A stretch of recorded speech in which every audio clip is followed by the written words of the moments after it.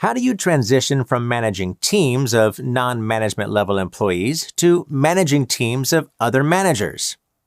What management strategies stay the same, and what strategies need to change? Whether you've recently been promoted or you're hoping to improve your effectiveness as a manager of managers, here's what you need to know about the differences between managing regular employees versus managing managers, followed by 3 tips to make the transition smoother. First, let's start with the similarities. There are a lot of ways that managing non-management level employees and managing managers are the same. For example, both involve setting priorities and communicating objectives. You need to give your team of regular employees or team of managers clear goals or targets to aim for. Both require you to delegate. You can't do all of the work yourself. You have to pass the right projects and tasks to the right people or teams.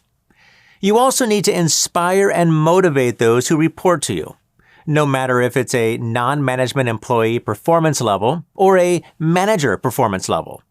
And you need to coach and give feedback to help manage and improve a regular employee's or manager's performance. So far, so good, right?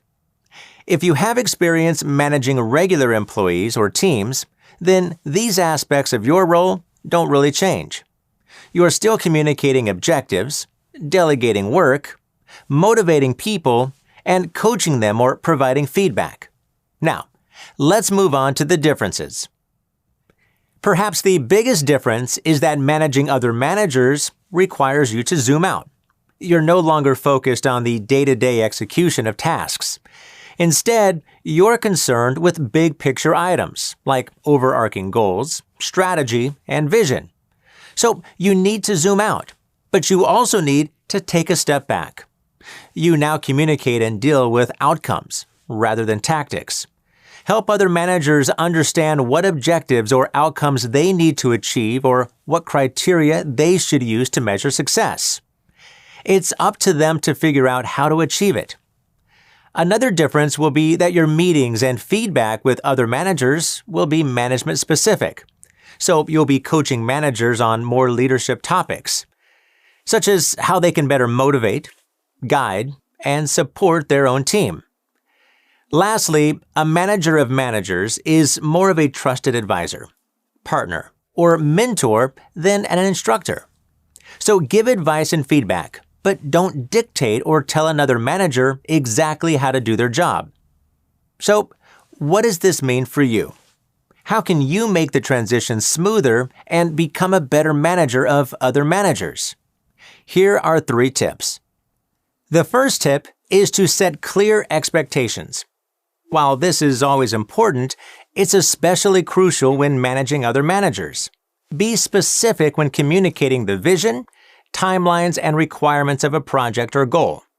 Ask managers if they have any questions before sending them off on their own. Second is to focus on alignment. Spend more time aligning managers on matters like company vision and values, company culture, communication, performance management, discipline, and motivation. The final tip is to follow their lead. Have regular one-on-one meetings with managers and let them take the lead. Don't step in where you're not needed.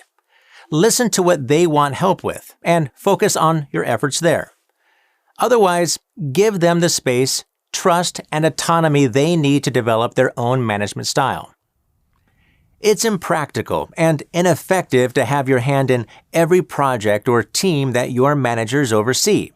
So, let go of tactics for managing non-management level employees that are no longer relevant to managing managers. Instead, learn to zoom out, take a step back, and focus on communicating outcomes. That will help you to help other managers develop the competencies they need to be effective with their teams and come into their own leadership style.